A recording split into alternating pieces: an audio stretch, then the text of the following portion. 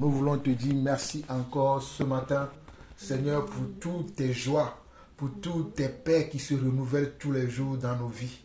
Merci parce que tu veilles sur la vie de chacun d'entre nous. Merci parce que tu veilles, Seigneur Dieu, sur nos sorties et nos entrées. Merci parce que tu permets que sur nos tables, nous avons de quoi manger, de quoi boire.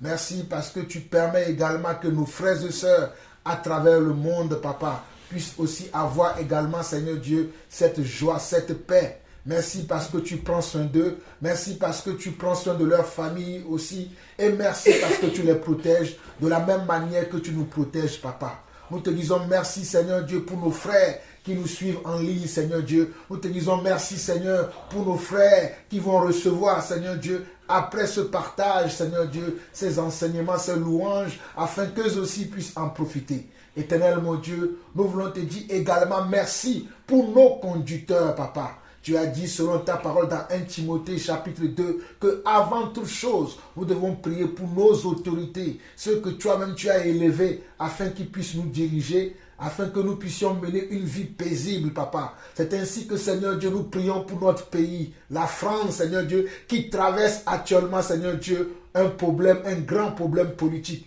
Mais nous savons, Seigneur Dieu, que rien n'est impossible à toi. Voilà pourquoi nous prions, Seigneur Dieu, que toi-même tu puisses donner, Seigneur, la sagesse et l'intelligence nécessaires à tous ces hommes, Papa, qui doivent diriger, qui doivent gouverner, qui doivent orienter ce pays, afin qu'ils orientent ce pays, Seigneur Dieu, dans le droit chemin, Papa. Nous prions pour le président de la République, Emmanuel Macron. Nous prions pour le nouveau Premier ministre, le Cornu. Nous prions pour, Seigneur Dieu, le nouveau gouvernement qui va être nommé. Nous prions pour tous ces députés qui sont à l'Assemblée, même s'ils ne sont pas en accord, Seigneur Dieu. Nous prions pour l'unité, Seigneur Dieu, au sein du gouvernement français, afin que nous puissions, Seigneur Dieu, avoir une vie paisible dans ce pays. Seigneur, l'avenir de cet État, Seigneur Dieu, le bien-être, l'épanouissement des membres de ce pays dépend, Seigneur Dieu, de ce gouvernement, dépend, Seigneur Dieu, de ces politiques. Mais Seigneur, que la guerre qui est au milieu d'eux aujourd'hui, qui font qu'ils ne s'entendent pas, que chaque jour que nous écoutons les nouvelles ne sont pas bonnes. Mais Papa, nous savons que toi, tu peux toucher leur cœur. Nous savons que toi, tu peux les interroger afin qu'ils puissent, Seigneur Dieu, prendre les bonnes décisions pour ce pays. Voilà pourquoi, Seigneur Dieu, nous intercédons, Papa. Nous t'en supplions, Éternel, mon Dieu, touche leur cœur en faveur de ce pays. Touche leur cœur en faveur, Seigneur Dieu, de la population de ce pays. Éternel, mon Dieu, nous n'oublions pas également l'Union européenne. Nous n'oublions pas l'ONU. Nous n'oublions pas toutes les organisations internationales, Papa, qui politiquement, Seigneur Dieu, influencent, Seigneur Dieu, la politique de tous nos États. Afin, Seigneur Dieu, que leurs décisions, leurs choix, Seigneur Dieu, leur orientation, soit pour le bien-être des peuples, soit pour la joie dans les peuples, soit pour la paix dans les peuples, soit pour l'épanouissement des peuples. Que les guerres cessent, Papa. Que les guerres cessent, Papa. Éternel, mon Dieu, je veux te dire merci déjà pour la paix, pour la guerre qui est depuis 2 ans au Proche-Orient, Papa. Nous avons appris cette semaine, Seigneur Dieu, qu'il y aura une paix et une trêve de cette guerre. Papa, nous te disons merci. Que cette paix puisse se multiplier pour aller toucher même la Russie, l'Ukraine, Papa, et tous ces États, Seigneur Dieu, dans lesquels il y a les guerres, dans lesquels, Seigneur Dieu, il n'y a pas la paix. Nous savons, Seigneur Dieu, que dans tous ces États, nous avons des frères et sœurs. Et non seulement que nous avons des frères et sœurs, nous croyons également que, Seigneur, tu as des personnes à sauver également dans ces nations. S'ils sont morts sans te connaître, est-ce que c'est ça ce que tu souhaites? Car tu déclares selon ta parole que ce n'est pas la mort du méchant que tu désires, mais tu désires que le méchant vive afin qu'il te connaisse et qu'il sache que c'est toi qui es le Dieu véritable et la vie éternelle, Papa. Voilà pourquoi, éternel mon Dieu, nous t'en supplions, nous prions pour tous ces pays qui sont en guerre, qui sont en conflit aujourd'hui, même les États dans lesquels il n'y a pas encore de guerre, mais cela s'annonce, éternel mon Dieu, nous prions pour les paix, nous prions pour la paix dans toutes ces nations, la paix dans tous ces pays, la paix dans tous ces cœurs, et Seigneur Dieu, que ta sagesse, que ton amour puisse gagner, Seigneur Dieu, ces gouvernants, puisse gagner, Seigneur Dieu, ces hommes et femmes politiques, Seigneur Dieu, qui ont les décisions sur les vies des peuples, qui ont les décisions sur les vies des nations. Éternel mon Dieu, incline leur cœur, Papa, à l'amour. Incline leur cœur à l'intérêt de la nation. Incline leur cœur à l'intérêt de tout le monde, même du plus petit, papa, afin, Seigneur Dieu, qu'ils ne soient pas, Seigneur Dieu, imbus d'eux-mêmes, sans penser aux autres, mais qu'ils puissent penser à l'intérêt de tout le monde. Papa, nous voulons continuer encore aujourd'hui notre enseignement, notre partage sur la foi.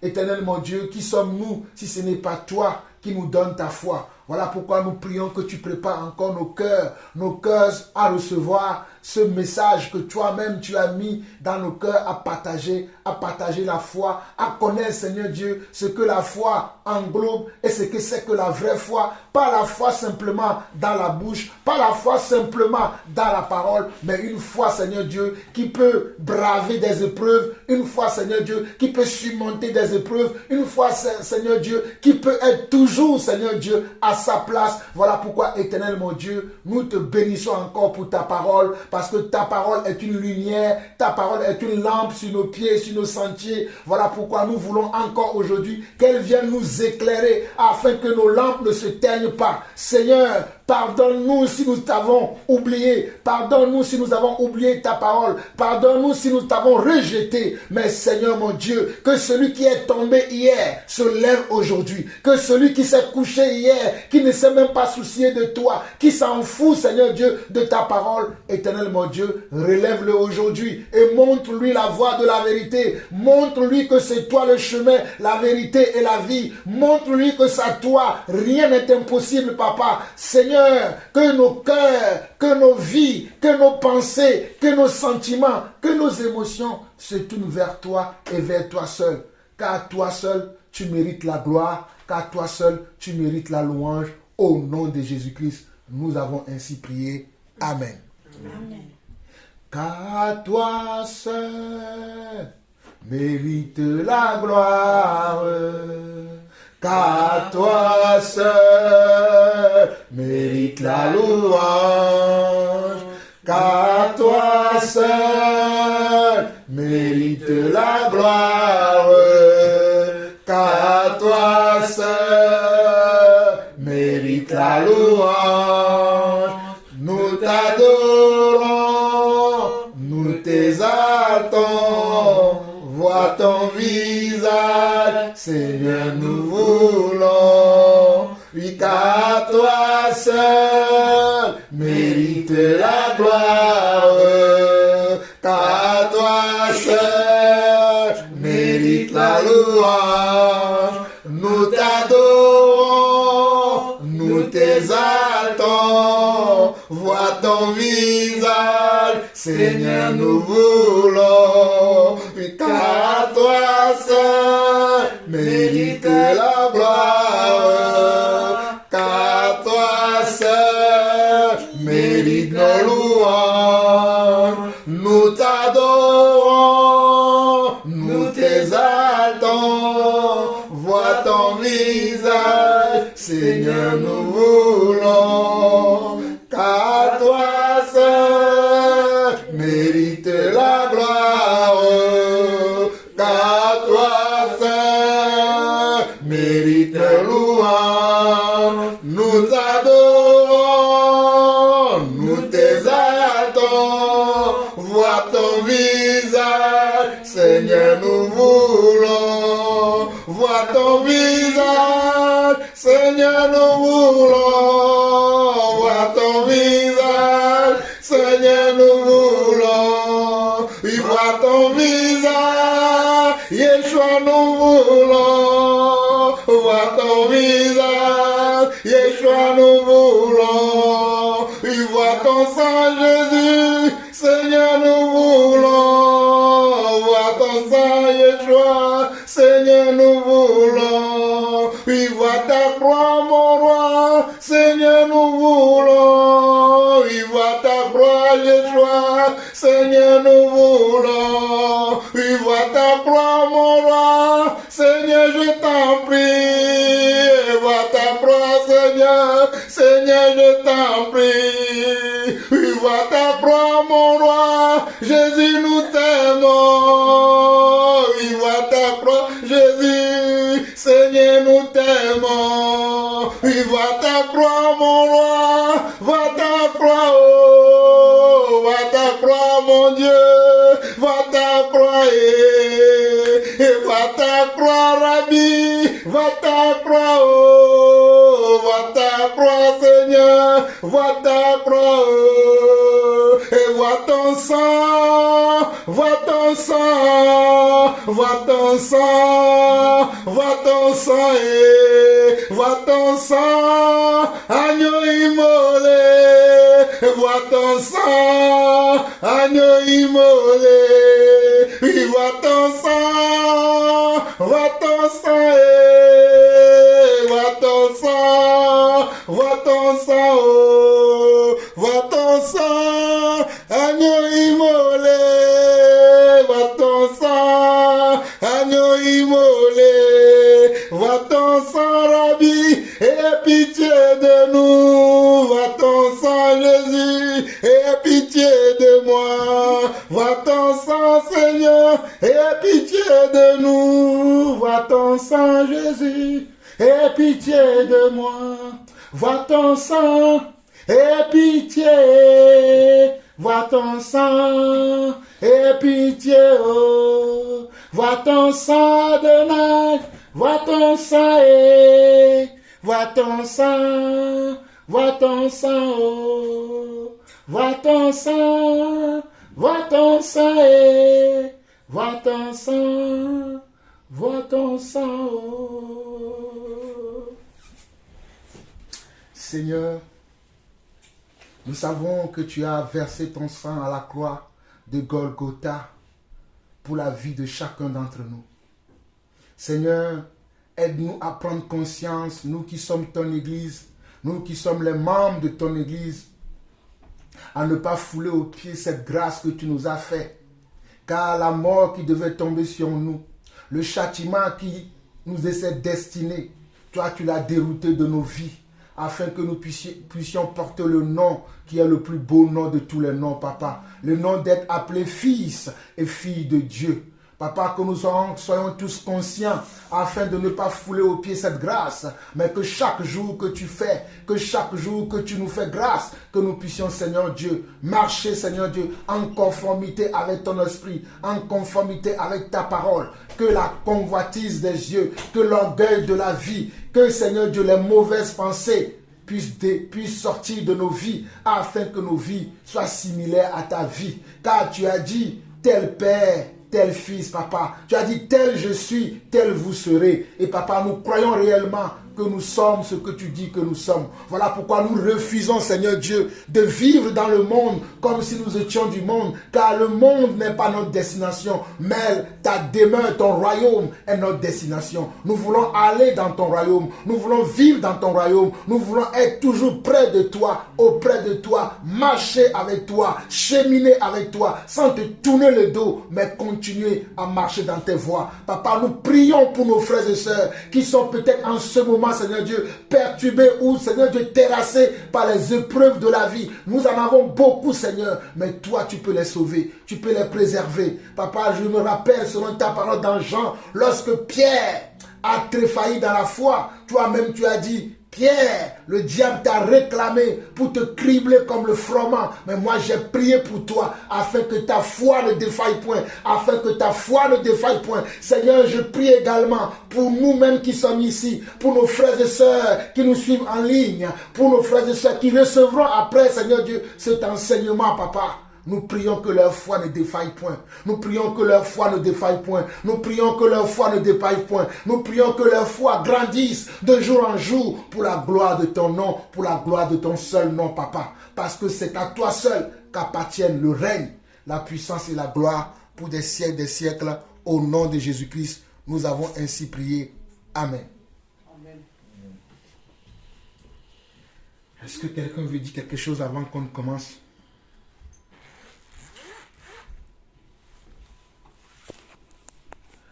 À toi la gloire, à toi la victoire, pour l'éternité.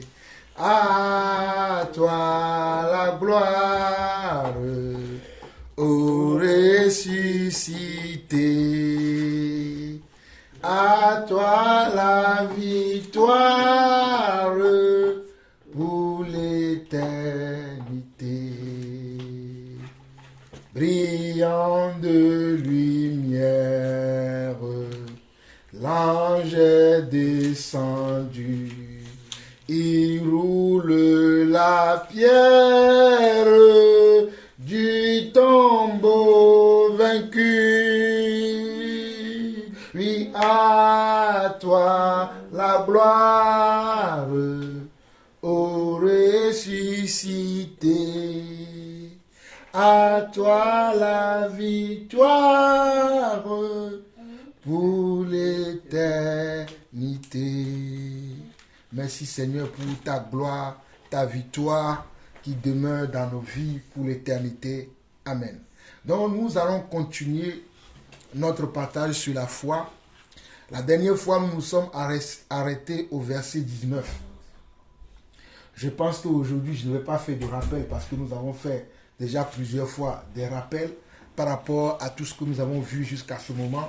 Donc aujourd'hui, nous allons juste continuer, je crois, du verset 20 et au verset 27 aujourd'hui. Donc, on nous dit également dans Hébreux chapitre 11, le verset 20 au verset 27 que c'est par la foi qu'Isaac bénit Jacob et Ésaü en vue des choses à venir. On dit c'est par la foi qu'Isaac bénit Jacob et Ésaü en vue des choses à venir. Donc par ce premier verset, nous voyons que par la foi, nous pouvons voir des choses à venir.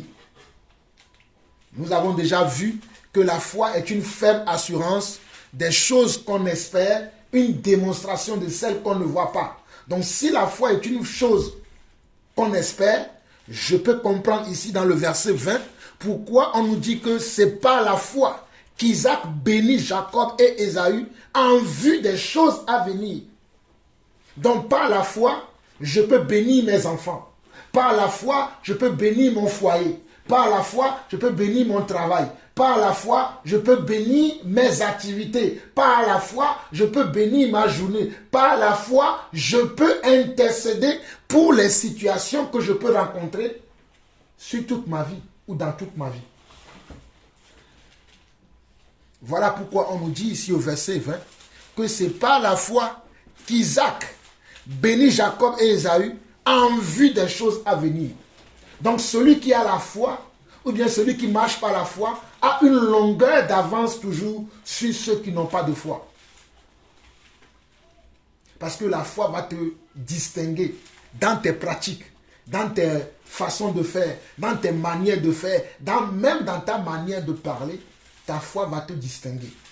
Et si je continue au verset 21, on nous dit que c'est pas la foi que Jacob, mourant, bénit chacun des fils de Joseph et qu'il adora appuyé sur l'extrémité de son bâton. Waouh! On nous dit c'est pas la foi que Jacob, mourant, c'est-à-dire Jacob était sur un lit de mort. Il sentait que c'était sa dernière heure qu'il vivait sur la terre. Mais qu'est-ce qu'il fait? Il bénit chacun des fils de Joseph, son petit, comment? Il bénit tous les enfants de Joseph qui sont ses petits enfants. Et qu'il adora. Waouh!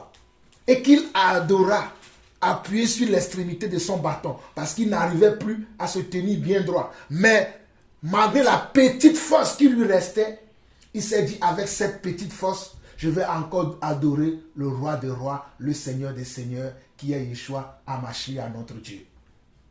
Donc ce ne sont pas les épreuves de la vie qui doivent nous arrêter dans nos moments d'adoration. Ce n'est pas les difficultés qui doivent t'arrêter dans ta manière de marcher avec Dieu.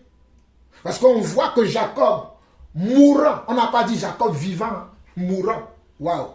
Même dans la mort, il continue à glorifier le Seigneur. Même dans la mort, il continue à adorer le Seigneur et il prononçait comment? Des paroles de bénédiction sur la vie de ses enfants.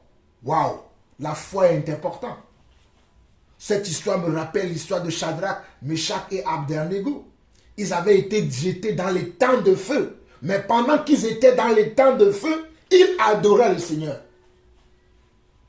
Est-ce que nous, aujourd'hui, nous sommes capables de pouvoir adorer Dieu dans les difficultés, dans les problèmes, dans les situations difficiles que nous rencontrons dans ce monde? Est-ce que sommes-nous capables de continuer à adorer le Seigneur ou nous allons nous plaindre? Parce que de nos jours, les gens aiment se plaindre. Seigneur, moi je t'adore, mais regarde ma vie. Seigneur, moi je te loue, mais regarde ma vie. La vie de ma voisine, la vie de mon cousin, la vie de ma cousine, la vie des autres, elles sont mieux que moi. Mais tel n'est pas ce que Jacob a fait ici. Mourant, n'ayant plus de force, il s'appuyant sur l'extrémité de son bâton et il adora le Seigneur. Verset 22 de Hébreux 11, on nous dit, c'est par la foi que Joseph, mourant, fit mention de la sortie des fils d'Israël et qu'il donna des ordres au sujet de ses os. On dit, c'est par la foi que Joseph, mourant, il a suivi quoi? Il a suivi son grand-père. Il a suivi son père, Jacob. Parce qu'on nous dit, c'est par la foi que Joseph, mourant, fit mention de la sortie des fils d'Israël. Parce qu'il savait que les fils d'Israël, parce qu'Israël c'est Jacob, devaient sortir comment? De l'Égypte. Donc il en a parlé et qu'il donna des instructions concernant ces os qui ne devaient pas être comment? Enterrés sur la terre étrangère qui est la terre d'Égypte. Waouh! Quelle foi! Aujourd'hui, vous et moi, nous sommes sur une terre étrangère. Si vous ne le savez pas. Vous allez me dire, oui papa, je suis né en France. Mais les enfants de Joseph, ils sont juifs. Ils sont hébreux, nés de la race d'hébreux. Mais ils étaient nés où? Ils étaient nés en Égypte. Ah oui. Les enfants de Joseph, vous les connaissez, Manassé et tout ça là. Ils sont nés en Égypte. Mais ils ne sont pas originaires de l'Égypte. Parce qu'aujourd'hui, vous savez, quand les gens nous rencontrent, nous, les Bantous ou bien nous les Noirs, en France, on va te dire, tu es français, mais tu es de quelle origine? Voilà pourquoi Joseph n'a pas voulu que ses os soient enterrés sur la terre étrangère qui est la terre d'Égypte, qui a pu comment qui les a accueillis pendant un temps. Mais il était conscient qu'il venait de quelque part, que sa destination finale, ce n'était pas là-bas. Même s'il sait éperdument qu'il avait une autre cité, qui est une cité qui est dans le ciel, qui l'entendait, mais il avait donné des ordres par rapport à comment on devait prendre soin de ses os, même si la vie le quittait. Quelle foi! C'est merveilleux, non? On continue, le verset 23. Le verset 23, on nous dit, verset 23 d'Hébreux 11, on nous dit que c'est par la foi que Moïse, à sa naissance, fut caché pendant 3 mois par ses parents parce qu'il vit que l'enfant était beau et qu'il ne craignit pas l'ordre du roi. Je relis encore. On nous dit dans Hébreux 11, le verset 23, que c'est par la foi que Moïse, à sa naissance, fut caché pendant 3 mois par ses parents parce qu'il vit que l'enfant était beau et qu'il ne craignit pas l'ordre du roi. Pour vous rappeler, je sais que vous connaissez un peu cette histoire, mais pour vous rappeler l'histoire, c'est qu'à l'époque où Moïse était né, il y avait un décret royal qui disait que tous les mâles, c'est-à-dire tous les enfants masculins qui devaient être nés à cette époque-là, devaient être comment? Devaient être tués. C'est-à-dire si tu étais une femme qui était enceinte, parce qu'à l'époque, le monde n'avait pas évolué, il n'y avait pas l'échographie. Donc, si tu étais enceinte étant une femme et que le jour où tu accouches, tu vois que ton enfant c'était un enfant garçon, tu devais le tuer toi-même ou tu devais l'amener au roi pour que le roi le tue. Mais la mère de Moïse ou bien les parents de Moïse, quand Moïse était né, ils ont regardé tellement la beauté de l'enfant qu'ils ont dit non, celui-là, nous n'allons pas le tuer et nous n'allons pas le donner au roi. Ils l'ont caché. Mais qu'est-ce qui les a poussés à faire ça? La Bible appelle ça la foi. Ou l'histoire nous appelle ça que parce qu'ils avaient la foi dans leur cœur. Ils avaient la foi que cet enfant-là, il y a quelque chose, il y a une étoile sur cet enfant. Il y a une grâce particulière qui se repose sur la vie de cet enfant. Il y a une puissance, il y a une main qui est sur la vie de cet enfant. Nous n'allons pas l'occulter la vie. Nous n'allons pas le donner pour qu'on le tue. Ont-ils bien fait? Oui, moi je dirais qu'ils ont bien fait. C'est pas Moïse que le peuple avait été comment? Libéré plus tard de la main de Pharaon. C'est pas Moïse que nous avons reçu la loi de la Torah, les 10 commandements. C'est pas Moïse que nous avons reçu toutes les lois hébraïques que nous voyons dans Lévitique, Nombre et Deutéronome. C'est pas qui? C'est pas Moïse que nous les avons reçus. S'il avait tué, est-ce que Moïse pouvait accomplir tout ça? Donc ses parents avaient une vision. Donc la foi fait que nous pouvons avoir une vision au-delà de ce que nous voyons comme ça à l'œil nu. Parce qu'on nous dit bien, le verset 23 nous dit bien, c'est pas la foi que Moïse, à sa naissance, fut caché pendant 3 mois par ses parents. C'est-à-dire pendant 3 mois, cet enfant a été caché, loin de la vue des gens. Mais dans cette histoire-là, il y a une histoire qui est cachée. Au fait, par la foi aussi, tu dois cacher ta vie. Ah oui. Ce n'est pas parce que tu as la foi que tu vas dire, comme j'ai la foi, je peux aller partout, rien ne va m'arriver. Est-ce que vous avez vu cela? Ah oui, parce qu'il y avait un décret royal qui existait à cette époque-là. Si ces parents-là se sont dit, oh, parce que nous avons la foi, nous allons laisser Moïse vivre, nous allons laisser Moïse, notre fils qui est garçon, mâle, nous allons le laisser dans la maison, même si les gens passent, ils vont voir que dans notre maison, il y a un garçon. Qu'est-ce qui allait se passer? On allait tuer comment? On allait tuer Moïse. Mais qu'est-ce qu'ils ont fait? Ils l'ont caché pendant 3 mois. Ça veut dire que si Moïse pleurait, on mettait, je ne sais pas, un panier pour que ces bruits ne puissent pas aller alerter les voisins. Ça veut dire que s'il y avait un voisin qui rentrait dans leur maison, il cachait Moïse quelque part. D'ailleurs, il est écrit qu'ils l'ont caché pendant 3 mois.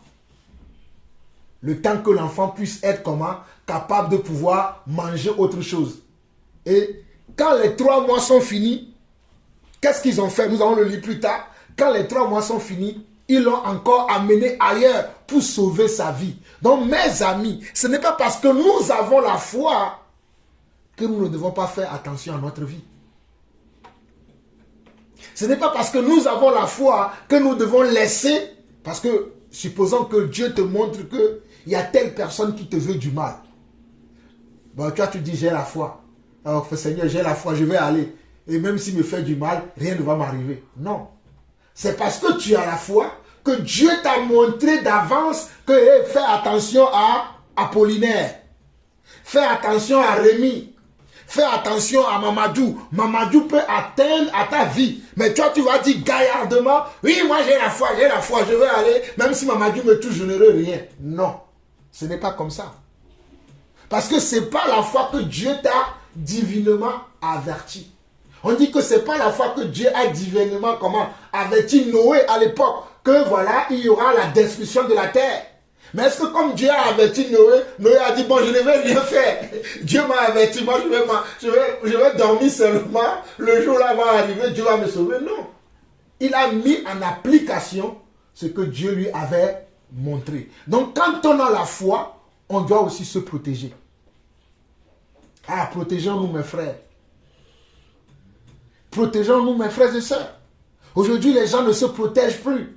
Parce qu'ils se disent, j'ai la foi, j'ai la foi. Oui, tu as la foi, mais ta foi doit te permettre de te protéger. De ne pas te laisser et à la merci de tout le monde, que chacun puisse faire de toi ce que toi tu ne veux pas. Donc par ta foi, tu dois te protéger. Tu dois te laisser protéger par la foi. C'est parce que Dieu t'a révélé que voilà, il y a telle personne qui te veut du mal, que même peut-être il peut t'empoisonner. Tu dis, oh, il est écrit dans Marc 16, Marc 15, verset 16, il est écrit que si nous mangeons ou si nous buvons quelques breuvages mortels, cela ne nous fera pas du mal. Mais Dieu t'a prévenu à l'avance que si tu vas rencontrer Rémi et que Rémi t'invite à manger, ne mange pas. Ben oui, c'est ça aussi la foi. Mais toi tu vas dire non, comme c'est écrit que si nous mangeons quelques nourritures empoisonnées, nous serons comment? Nous ne serons pas morts, je vais manger quand même. Non, ça ce n'est pas la foi. Ça c'est la folie. Il y a une différence entre la foi et la folie. La foi, c'est que Dieu va te prévenir. La foi, c'est que Dieu va te mettre à cœur comment? Et une pensée. Il va, il te prépare, voilà. Pour que tu saches que par là où tu vas passer là, tu vas avoir des obstacles, tu vas avoir des barrières. Mais continue-le de cette manière-là. Mes amis, nous voyageons souvent, nous prenons souvent la route. Vous allez voir que sur la route, c'est marqué déviation. On met un panneau pour que tu puisses prendre une route. C'est parce que sur la route, il y a un trou. Mais si toi te dis, bon, ils ont mis déviation, mais moi je vais quand même y aller, qu'est-ce qui va t'arriver? Soit tu vas tomber dans un trou avec ta voiture, soit on va t'arrêter, on va dire, tu ne peux pas avancer, retourne. Donc qui perd le temps? C'est toi. Donc Dieu, pour t'éviter de perdre le temps, Dieu, pour t'éviter que tu tombes dans le panneau, il te dit, fais attention à telle personne. Ne marche pas avec telle personne. Quand tu es avec telle personne, suivez tes arrières. Suivez. Oui. Ah oui, ce que je dis, moi, ça me parle. Ça me parle. Je ne sais pas si ça vous parle, vous, mais moi, ça me parle parce que je sais que parfois, par la foi, on se dit, oh, j'ai la foi, je peux. Non. La foi, c'est que Dieu aussi peut te préparer à ne pas aller dans certains endroits, à éviter certaines choses. C'est ça aussi, la foi. Donc, n'oubliez pas, la foi évite. La foi se cache. La foi est sage. Voilà, la foi est sage. Merci Elisheva. La foi est sage. Et si nous continuons au verset 24 d'Hébreux 11, on nous dit, c'est par la foi que Moïse, devenu grand, refusa d'être appelé fils de la fille de Pharaon. Mais avant qu'il ne devienne grand, après ces 3 mois-là, si nous suivons Exode, on va voir que ses parents l'ont mis dans un panier et ils l'ont déposé sur comment? Sur la mer, et ils ont prié au Seigneur, sauve sa vie. Et qu'est-ce qui s'est passé? Moïse s'est retrouvé dans la maison de Pharaon.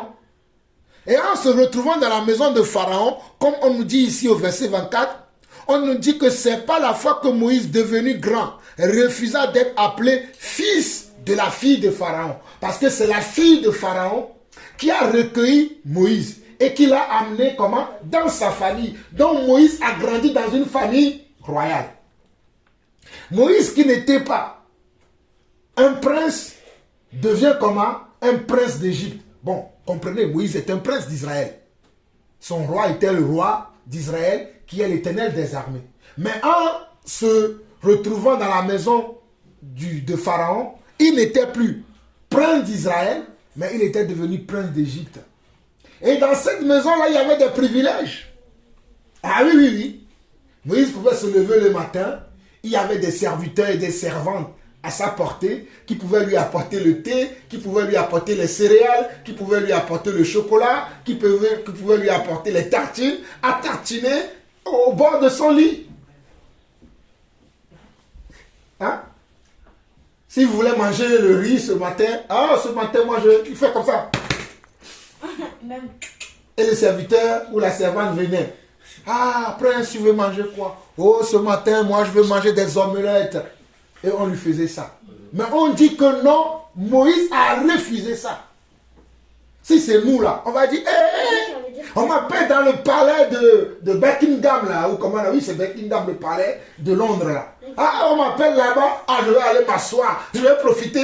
Depuis que moi aussi je voulais, je vais aller m'asseoir. Mais tel n'est pas le cas de Moïse. Moïse a refusé d'être appelé prince d'Égypte. Il a refusé les privilèges. Donc la foi fait que tu peux avoir un certain nombre de privilèges, mais pas ta foi, tu refuses ces privilèges-là. Tu refuses ces choses-là. Et c'est à ce niveau de foi que Dieu veut nous amener. En fait, au travers de l'histoire de Moïse, Dieu veut nous faire comprendre que par la foi, nous avons l'opportunité, nous avons le privilège de pouvoir refuser comment?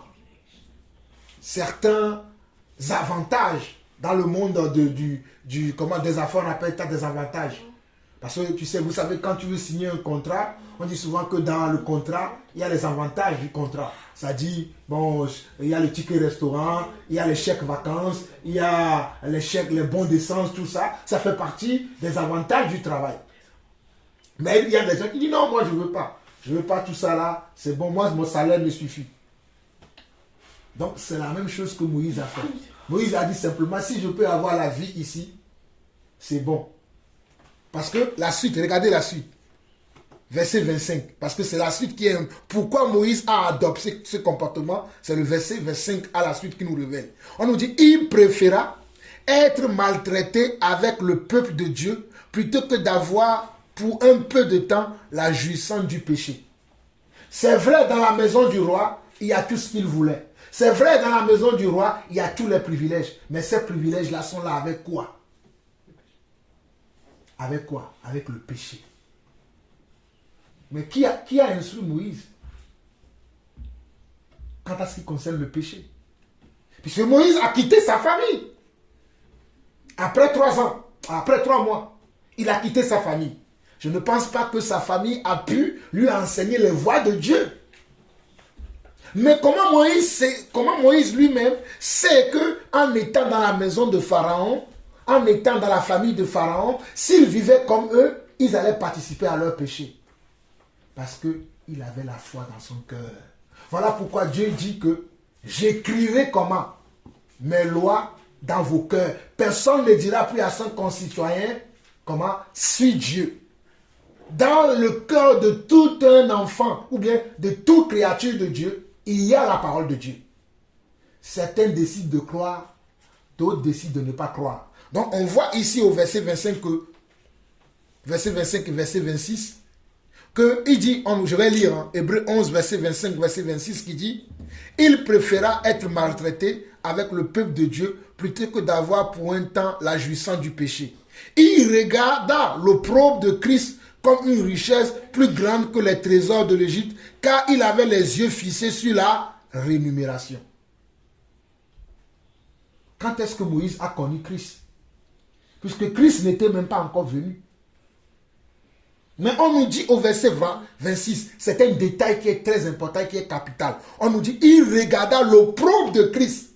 Donc Moïse aussi a été divinement averti qu'il y aura quelqu'un, parce qu'il a dit même lui d'ailleurs, à la fin de sa vie, il va le dire, dans Deutéronome 32, il va dire que le Seigneur suscitera comment? Un prophète comme moi, et vous l'écouterez. Donc Moïse avait entendu, avait eu la révélation qu'il y aura quelqu'un qui va naître après, qui sera comment? Le sauveur de peuple, et son nom serait Christ, et qui va souffrir. Voilà pourquoi on nous dit au verset 26, il regarda l'opprobre de Christ comme une richesse plus grande que les trésors de l'Égypte. Donc il a vu que la souffrance qu'il va subir, l'ignominie qu'il va subir, le rejet qu'il va subir, les injures, comment on dit ça? Les commérages, tout ce qui va être dit sur lui, il a regardé ça comment? Plus intéressant à subir que de dire, bon, je vais faire comme les Égyptiens, je vais vivre comme eux. Il a préféré qu'on puisse le traiter de, entre guillemets, hein, de n'importe quoi, qu'on puisse le brimer, qu'on puisse le torturer, peu importe ce qu'on va lui faire, il a tout accepté. Sommes-nous prêts aujourd'hui d'accepter ces choses-là? De savoir que je peux bénéficier de telle chose. J'ai la possibilité de profiter de telle chose. J'ai la possibilité d'avoir telle chose. Mais je décide moi-même de ne pas avoir ces privilèges-là. Est-ce que nous sommes capables de ça? Parce que c'est ça la vraie foi. Ne nous trompons pas. C'est ça la vraie foi. Est-ce que nous sommes capables de subir les remontrances? Ah oui, c'est peut-être entre vous deux, toi et ton frère, vous êtes en train de vous quereller. Après, il y a maman qui vient ou bien il y a papa qui vient, qui dit, hey, qu'est-ce qui se passe? Et normalement, ce n'est pas toi qu'on devait gronder, c'est l'autre qu'on doit gronder. Mais on te gronde. Est-ce que tu vas fermer ta bouche ou bien tu dis, bon, je ne vais pas, ou bien tu vas dire, oh non, comme des fois j'entends certains, oh non, mais c'est lui qui a fait ci, c'est lui qui a fait ci, pourquoi tu me grondes? Bon, vous allez me dire, bon, ça c'est facile. Mais imaginez-vous, dans un pays, dans une nation, ou dans une situation où vous avez vraiment raison. Souvent, en général, ces choses-là se passent dans le domaine professionnel. Ça se passe peut-être même au sein de vos familles, de nos familles. Tu vas avoir raison d'une situation, mais ton frère ou ta soeur ou telle personne va dire non, moi je ne suis pas d'accord avec ce que tu dis. Pourtant, c'est toi qui as raison. Est-ce que tu auras le recul pour dire bon, je ferme quand même, je garde quand même ma bouche fermée. L'avenir nous dira. Oui, c'est vrai. Je parle pour moi aussi. Des fois, on veut toujours montrer que non, la meilleure solution là, c'est moi qui viens de le trouver. Des fois, il faut juste, tu as dit. Mais on a fait comme si on ne t'a pas entendu. Mais laisse tomber. Laisse tomber. Tu n'es pas obligé de vouloir forcer pour qu'ils acceptent. Quand tu veux forcer qu'ils acceptent là, tu deviens dictateur. Et d'ailleurs, tu vas saouler les gens. On va dire, mais c'est quoi son problème? Pourquoi il nous fatigue avec ça? Tu as parlé, ils n'ont pas écouté. C'est bon, tu laisses tomber. C'est ça ce qui se passe ici. Parce qu'on nous dit que, je relis et je vais m'arrêter au verset 27. Je vais m'arrêter au verset 27, comme ça nous allons commenter. Hébreux 11, verset 24 au verset 27 dit, c'est par la foi que Moïse, devenu grand, refusa d'être appelé fils de la fille de Pharaon. Il préféra être maltraité avec le peuple de Dieu plutôt que d'avoir pour un peu de jouissance le péché. Il regarda l'opprobre de Christ comme une richesse plus grande que les trésors de l'Égypte, car il avait les yeux fixés sur la rémunération. C'est par la foi qu'il quitta l'Égypte sans être effrayé de la colère du roi, car il se montra ferme comme voyant celui qui est invisible. Pour commenter ces quelques petits 3 versets à la fin de laquelle nous allons terminer aujourd'hui le partage d'aujourd'hui, on voit que Moïse, devenu grand, il refusa de rester dans les privilèges qui sont dans la maison de Pharaon. Mes amis, je ne sais pas si on imagine un peu, parce que Moïse voyait comment le peuple d'Israël était maltraité. C'était eux qui faisaient les pailles, les parpaings plutôt, pour le roi.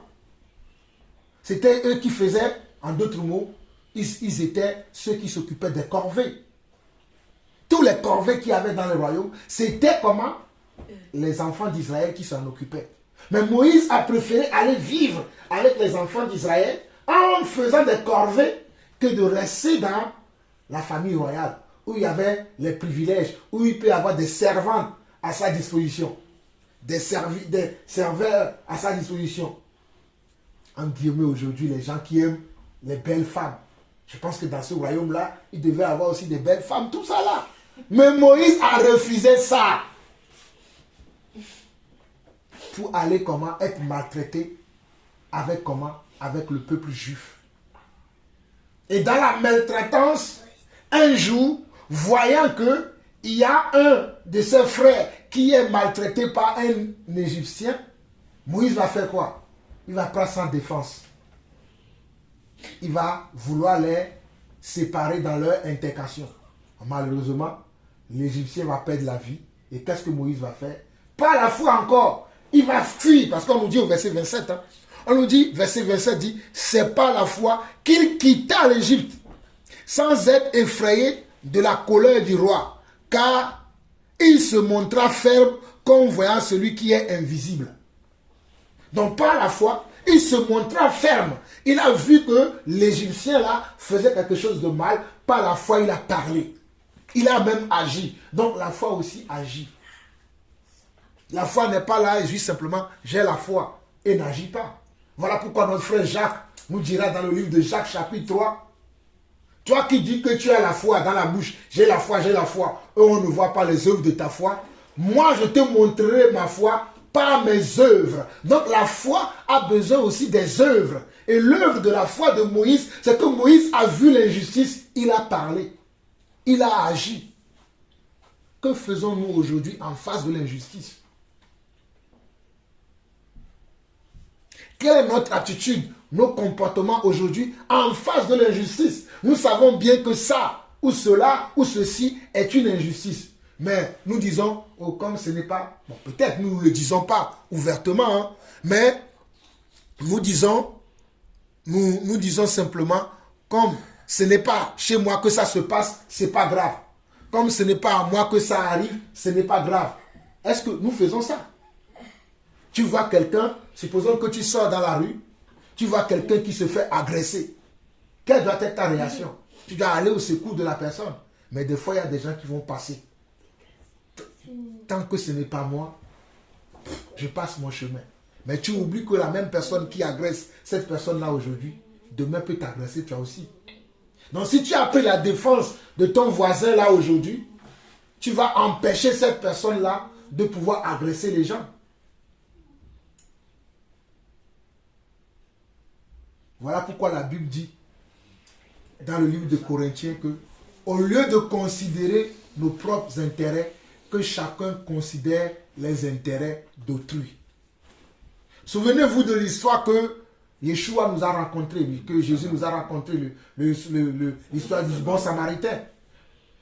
On nous dit qu'il y avait un homme, un grand commerçant qui avait été agressé par les voleurs dans la rue. Et l'homme gisait au sol, il y avait le sang, tout ça, il gisait au sol. Il y avait un sacrificateur, hein, qui est passé par là. Oh, comme nous aujourd'hui les chrétiens. Oh, je vais à l'église, je vais aller chanter. Moi, je suis un serviteur de Dieu. La chorale m'attend. Et mes frères m'attendent. Je dois donner le sermon. Je dois aller enseigner aujourd'hui. Je n'ai pas le temps. Il a passé à côté de cette personne. On nous dit, il y a un lévite. Les lévites, ce sont ceux qui aident les sacrificateurs dans le temple. Lui aussi, il a dit, ah, le travail m'attend dans le temple. Je ne peux pas m'arrêter. Mais on a dit un samaritain. Pourquoi on a dit un bon samaritain? Parce que les samaritains étaient considérés comme des païens. Étaient considérés comme des gens qui n'ont aucun égard pour Dieu. Mais la Bible l'appelle le bon samaritain. Et quand le bon samaritain, lui, il est passé par là, il voit l'homme par terre, il pouvait aussi passer son chemin. Puisque lui aussi, il allait quelque part, qui était important pour lui. Mais qu'est-ce qu'il a fait? Il s'est arrêté. Il a ramassé la personne. Je ne sais pas si c'est son âne qu'il avait, ou son cheval, ou son chameau. Il l'a mis dessus. D'abord, il lui a fait les premiers soins. Et après, il l'a amené vers un auberge. Pour que la personne puisse prendre soin de lui. Et il a déposé de l'argent. Il a dit, prenez ça. Peut-être ça va suffire pour les soins que vous allez lui faire. Mais si ça ne suffit pas, ne vous inquiétez pas. À mon retour, je passerai par là et je vais vous redonner le surplus que vous aurez à dépenser pour s'occuper de cet homme-là. Et quelle est la question que Jésus a posée? Il a dit, entre tout ce qui s'est passé là, en racontant cette histoire, qui a été le prochain de cet homme-là? Et les apôtres ont dit quoi? Le bon samaritain. Donc vous allez dire que être prochain, c'est pas simplement que c'est quelqu'un que tu connais. Hein. Donc, nous devons être tous le bon samaritain dans notre vie. C'est-à-dire, sur notre parcours, nous voyons quelqu'un, il faut ça. Vous savez, je vais vous raconter une histoire. Un jour, pendant que je parle là, ça m'est revenu. J'étais en voiture et je passais, je vois que quelqu'un était sur le côté et je voyais son pneu crevé. Quand je passais, il y a quelque chose qui m'a dit, attends, peut-être tu peux l'aider parce que moi j'ai souvent les trucs de crevaison dans ma voiture, tout ça là. J'ai dit non, je pense que ce jour-là j'allais chercher David, je sais plus quoi j'allais faire ce jour-là. Je suis passé et je suis parti.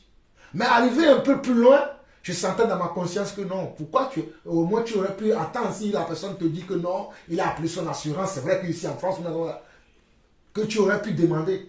Et qu'est-ce que j'ai fait? Tout de suite dans la voiture, j'ai dit pardon Seigneur. J'ai failli, peut-être il y avait quelque chose à faire là.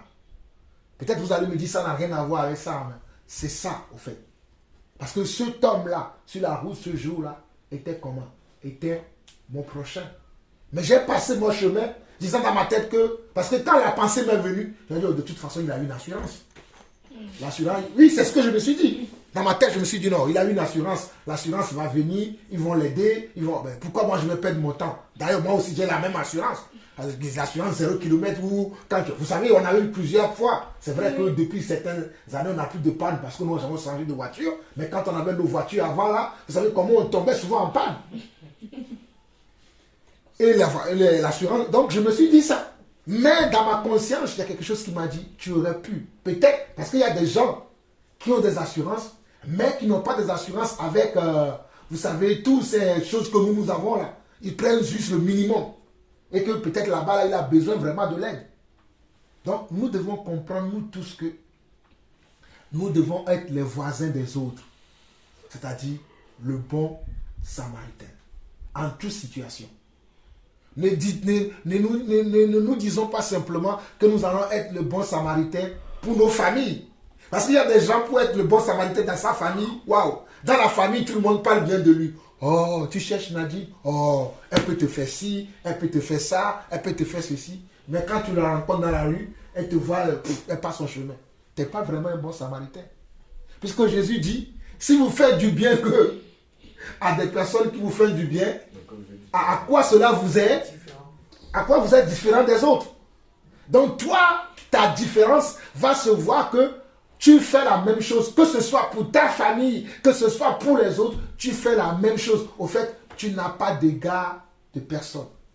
Tu ne juges pas selon l'apparence. Ah oui, comme lui, ou comme elle est de ma famille, il a besoin de 20 euros, je vais lui donner 50 euros. Est-ce que dans la rue, quand quelqu'un va te demander 2 euros, tu seras capable de lui donner 5 euros ou 10 euros? Alors tu vas dire, oh, lui, ce n'est qu'un petit Romain. Oh, ils ne font que demander de l'argent. Tu vas lui donner que peut-être 20 centimes. C'est un mauvais jugement. Voilà pourquoi on nous dit au verset 27 où nous finissons que c'est pas la foi qu'il quitta l'Égypte sans être effrayé de la colère du roi, car il se montra ferme quand on voya celui qui est invisible. Donc nous devons voir celui qui est invisible pour que dans certaines situations, nous pouvons et que nous agissons de la bonne manière en étant les bons samaritains des personnes que nous rencontrons. Ça peut être les gens de nos familles, hein. Ça peut être les membres de nos familles, ça peut être nos camarades de classe, de lycée, ça peut être les collègues de travail, ça peut être aussi des gens que nous ne connaissons ni d'Adam ni d'Ève. Mais, chemin faisant, on rencontre quelqu'un dans une difficulté, qu'est-ce qu'on doit faire? On doit l'assister. Et on assiste la personne. On l'assiste de la bonne manière. Pas juste j'assiste pour... Je fais. Il y a aussi des gens qui font ça. Ils font semblant d'être de bons samaritains. Mais en réalité, ils ne sont pas des bons samaritains. Ils font ça pour quelque chose. Ce n'est pas de ça que je parle. C'est-à-dire faire quelque chose dans le but de dire que peut-être demain, lui ou elle aussi me fera pareil. Non. Parce que dans le cas de l'histoire que je vous ai raconté du bon samaritain, le bon samaritain ne connaissait pas ce marchand-là. Il ne devait plus se revoir à un endroit. Mais si toi tu dis, ah, au fait, je vois la personne, elle habite de l'autre côté. Peut-être un jour, moi aussi, je vais aller sonner là-bas. Je vais dire, tu sais, aujourd'hui j'ai telle chose. Ah, si, il dit, souviens-toi, moi je t'ai aidé l'autre jour. Mais non, c'est pas ça. Vous rigolez, mais il y a des gens qui font comme ça. C'est vrai, vous rigolez, mais il y a des gens qui agissent comme ça. Ils se disent, parce que si je l'aide, lui aussi va m'aider. Bon, maintenant, je ne suis pas en train de dire que si nous aidons quelqu'un, que si la personne a la possibilité de nous aider nous aussi un jour, qu'il ne le fasse pas. Mais non. Mais notre motivation ne doit pas être, je dois le lui faire parce qu'un jour aussi, lui aussi, il va me le rendre. Donc voilà ce que je peux dire par rapport à cette dernière partie de l'enseignement. Donc nous allons nous arrêter là pour aujourd'hui et je vais vous écouter. Je ne sais pas si vous avez des questions. Donc je vous écoute si vous avez des questions, des rajouts. Je vais écouter comme ça. On va voir ensemble. Salut tout le monde, ceux qui nous suivent en ligne.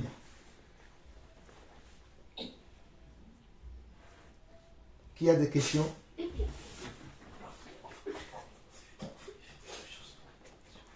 Parle fort, mon ami, tu dis quoi? Oui, toi?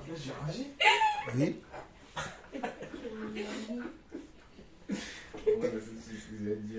Oui.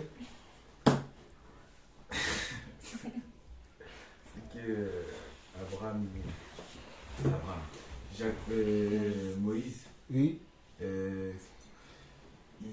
au moment où il part d'Égypte, là, Oui. sur le verset.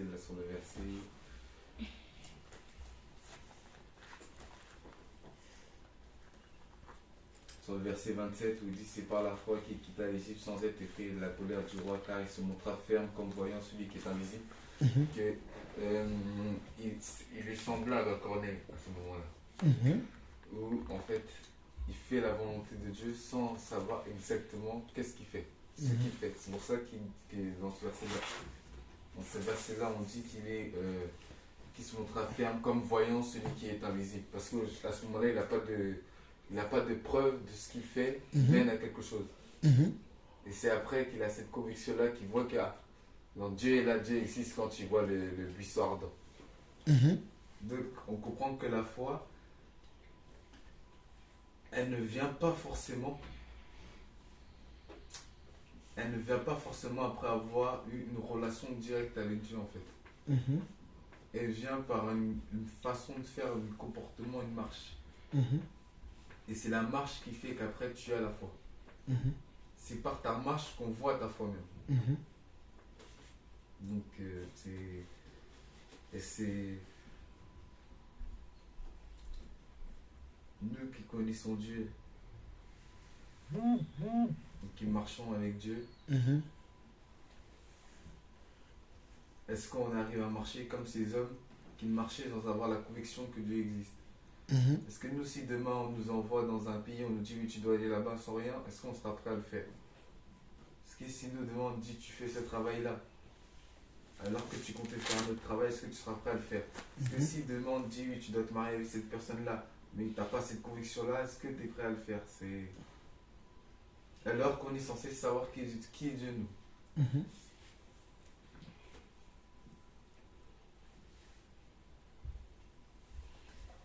C'est la foi.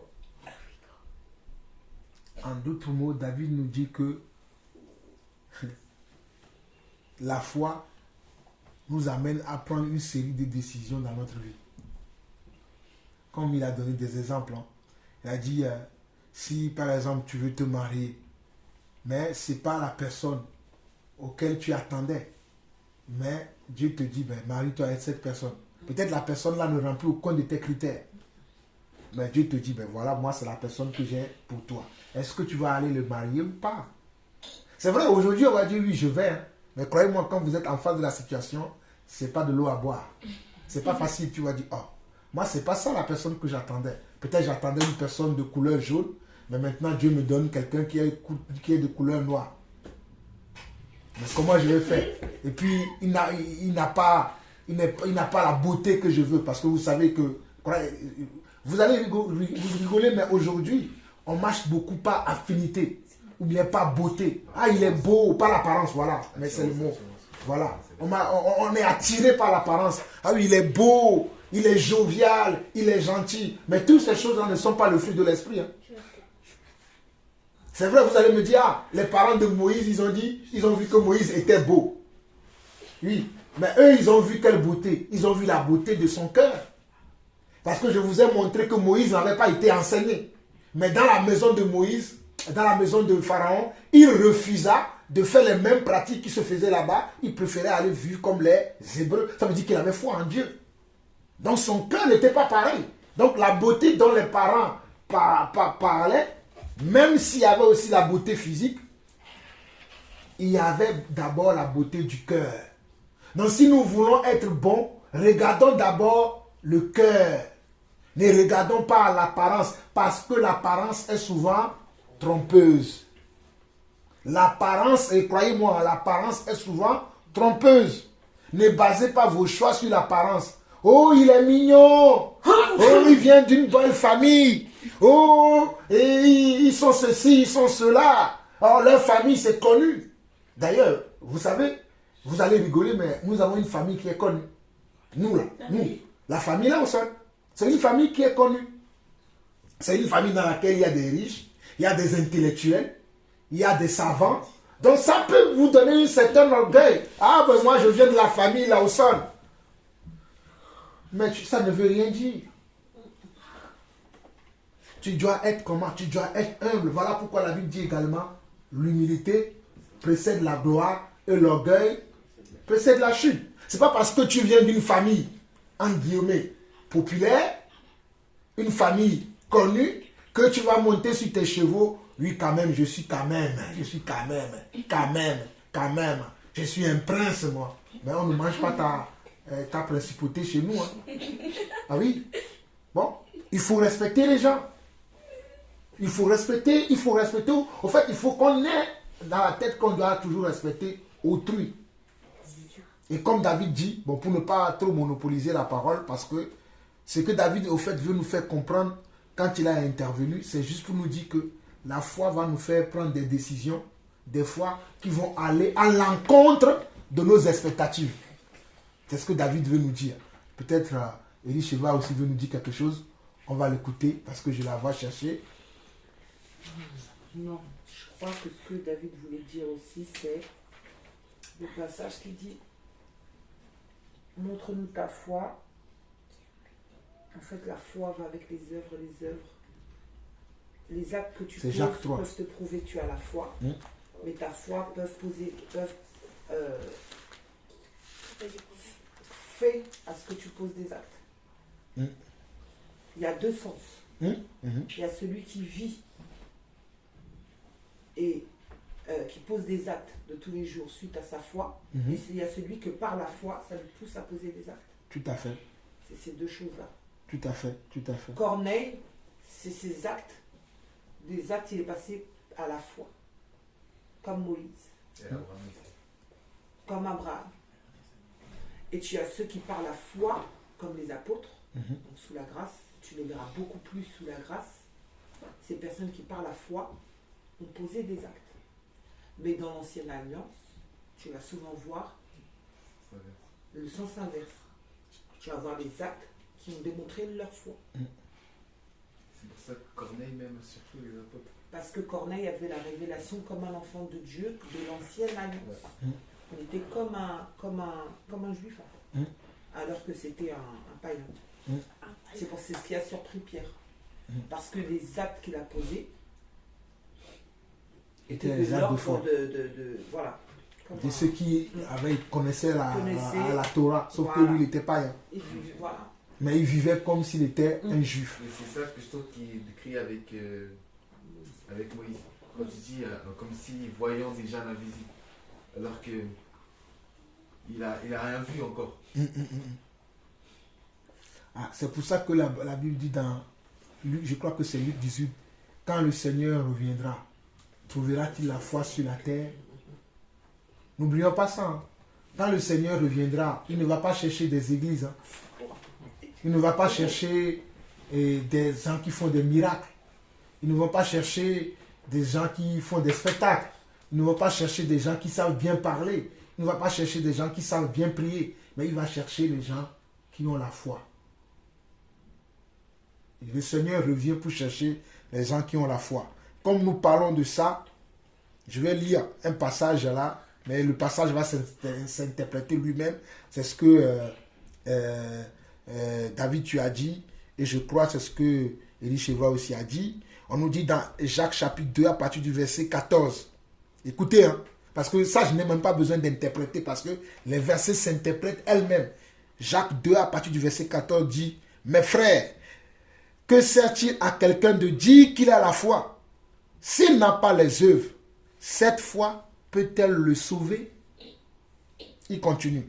« Si un frère ou une sœur sont nus et manquent de la nourriture de chaque jour, et que l'un d'entre vous leur dit, allez en paix, chauffez-vous et rassasiez-vous, et que vous ne leur donniez pas ce qui est nécessaire au corps, à quoi cela sert-il? » Verset 17. Il en est ainsi de la foi. Si elle n'a pas les œuvres, elle est morte en elle-même. Mais quelqu'un dira, toi tu as la foi, et moi j'ai les œuvres. Montre-moi ta foi sans les œuvres, et moi je te montrerai la foi par mes œuvres. Tu crois qu'il y a un seul Dieu, tu fais bien. Les démons le croient aussi, et ils tremblent.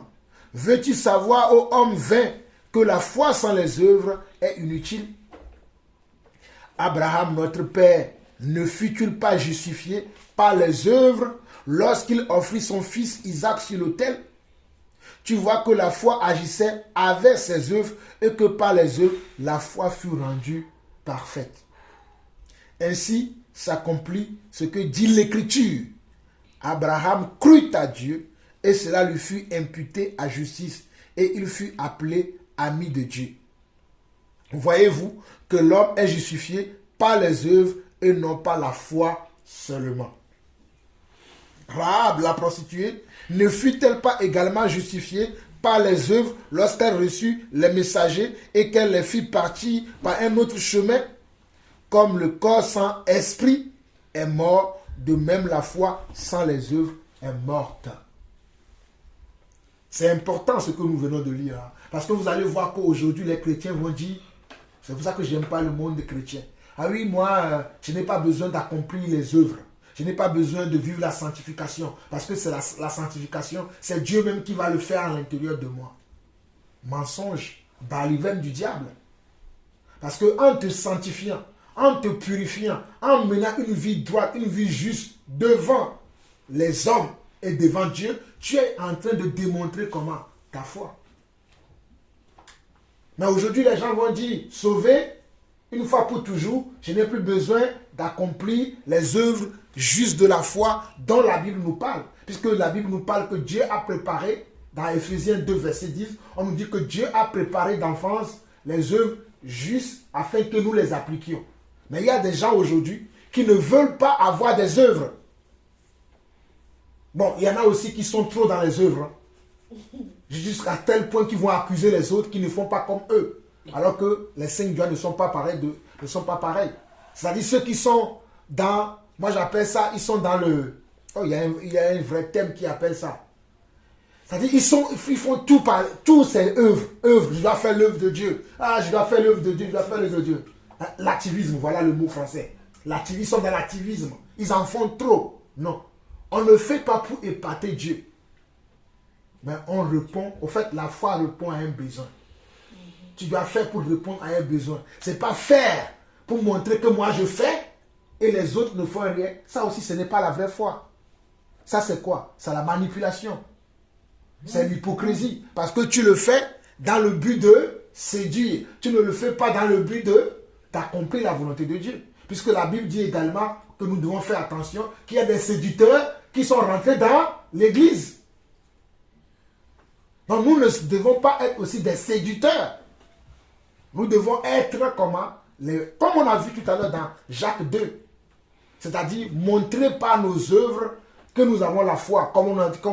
Jacques a dit que si une soeur ou un frère sont nus, il manque de nourriture, tu ne vas pas dire simplement allez en paix, le Seigneur pourvoira. Bon, tiens, moi j'ai 3 manteaux, toi tu n'en as pas, tiens, je te donne un manteau. Tiens, moi j'ai 20 kilos de riz, je te donne 5 kilos. J'ai 2 poissons, je te donne 1. Ah, j'avais envie de manger un grec, viens, je vais prendre le grec, on va le partager en 2. C'est ça. Tu ne vas pas manger que pour toi. Tu vas prendre le grec et vous le partagez en 2. Ah ben c'est le dernier morceau de crêpe qui reste. Ah ben bon, tu ne vas pas dire, bon mais moi je n'avais pas mangé hier. Hier je n'ai pas mangé beaucoup, ce matin je vais manger, pourquoi tu veux partager avec moi? Tu partages encore. Est-ce que vous voyez ce que je veux dire? Très bien même. Voilà. Est-ce que quelqu'un a quelque chose d'autre à rajouter?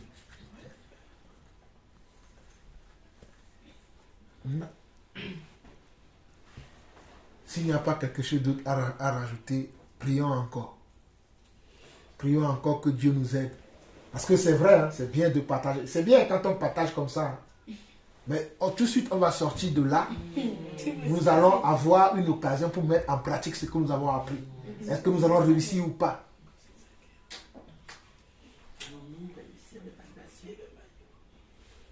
Ah oui. Allons-nous réussir ou pas? Donc, prions.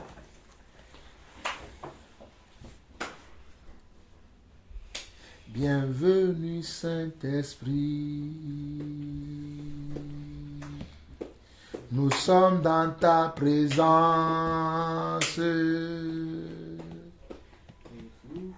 Prends nos cœurs pour bien t'accueillir.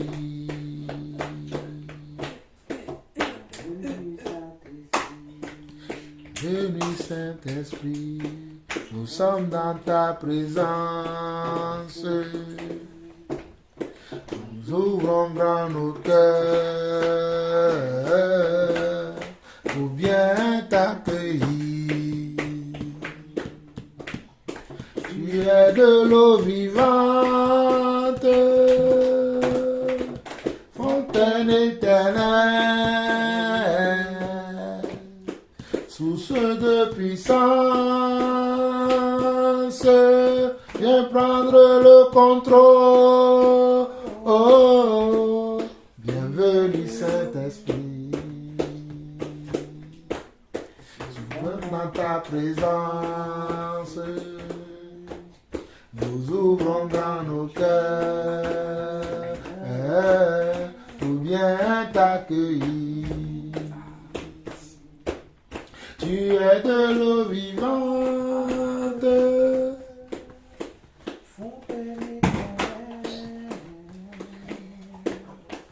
source de puissance, le contrôle, vivante, fontaine éternelle, puissance, viens prendre le contrôle. Bienvenue Saint-Esprit, nous sommes dans ta présence, nous ouvrons grand nos cœurs pour bien t'accueillir. Nous ouvrons grand nos cœurs pour bien t'accueillir. Merci Seigneur Saint-Esprit, merci pour ta présence dans nos vies. Merci pour la sagesse, l'intelligence, le savoir-faire, le savoir-être que tu es. Merci parce que c'est toi qui es le paraclet de notre vie. C'est toi que le Seigneur Yeshua nous a promis en disant que même si je m'en vais, je vous enverrai le Saint-Esprit. Celui qui viendra convaincre le monde de péché, de justice et de jugement. Celui que le monde ne peut voir et ne peut recevoir. Mais nous qui sommes les enfants de Dieu, nous avons cette capacité, nous avons ce privilège de connaître le Saint-Esprit et que le Saint-Esprit aussi nous connaît. Merci Seigneur Saint-Esprit pour ta présence dans nos vies. Merci Seigneur Saint-Esprit pour ta présence dans l'Église. Merci Seigneur Saint-Esprit pour ton œuvre, pour ton onction qui nous enseigne toutes choses, qui nous rappelle même les paroles du Seigneur et qui nous montre ou nous rappelle également les choses à venir. Seigneur Saint-Esprit, ce matin nous avons entendu ta voix, nous avons entendu ton enseignement, nous avons vu comment tu veux nous aider à marcher à la suite du Seigneur, à marcher comme le Seigneur, puisque celui qui a l'Esprit a les arts de l'Esprit, afin d'avoir le témoignage et la vie de l'Esprit en lui. Voilà pourquoi nous nous confions encore en toi de nouveau aujourd'hui. Nous prions, Seigneur Saint-Esprit, toi qui es le chef de l'Église, toi qui sais tout, toi qui connais tout, toi qui donnes l'onction, oh Alléluia. Seigneur Saint-Esprit, viens nous enseigner encore, viens nous émonder encore, viens nous prouver et nous montrer que nous devons nous abandonner à toi. Que nous-mêmes, nous puissions mourir en nous et que toi, tu puisses prendre vie en nous, Papa. Oh Saint-Esprit, nous t'en supplions encore ce matin. Nous agenouillons devant toi. Nous ouvrons nos cœurs, nous ouvrons nos pensées, nous ouvrons notre esprit à toi et à toi seul. Que tout ce qui n'est pas de toi, que tout ce qui est de l'hypocrisie puisse quitter nos vies. Tout ce qui est du mensonge, tout ce qui est de l'orgueil de la vie. Oh, ces choses que toi, Seigneur Saint-Esprit, tu n'aimes pas, mais qui sont encore en nous, qui nous empêchent de vivre la vraie foi, qui nous empêchent d'être des enfants de Dieu excellents, qui excellent dans les dons et les grâces de Dieu. Ce matin, nous te demandons de venir nous aider. Ce matin, nous t'appelons au secours. Au secours, Saint-Esprit. Au secours. Au secours dans nos pratiques. Au secours dans nos visions. Au secours dans nos rêves. Au secours dans notre onction, papa. Oh Saint-Esprit. Oh Saint-Esprit. Prends pitié. Prends pitié et aide chacun d'entre nous à être là où nous devons être, papa. Certains d'entre nous, nous devons être déjà en classe supérieure, mais nous sommes toujours en classe inférieure. Certains d'entre nous, nous devons déjà voir et parler, mais nous sommes incapables de voir et de parler. Certains d'entre nous sont devenus sourds, muets et aveugles, alors que nous devons voir, parler et agir. Nous t'en supplions aujourd'hui. Viens nous aider. Viens aider tout un chacun d'entre nous. Et viens nous révéler là où nous sommes tombés, afin que nous puissions nous repentir et nous relever de là où nous sommes tombés et marcher dans les voies droites du Seigneur. Seigneur Saint-Esprit, merci pour la vie de tout un chacun d'entre nous. Merci pour la vie de ton Église. Merci pour ton Église que toi tu bâtis et que les séjours des morts ne prévaudront pas contre elle, papa. Car c'est toi qui bâtis. Voilà pourquoi tu bâtis nos vies. Et voilà pourquoi nous sommes dans ton Église, l'Église véritable, que le monde ne peut voir et ne peut recevoir, mais que toi seul, tu connais. Papa, merci, parce que tu connais chacun d'entre nous. Tu prends soin de chacun d'entre nous. À toi seul la gloire, l'honneur et la puissance pour des siècles. Au nom de Jésus-Christ, nous avons ainsi prié. Amen.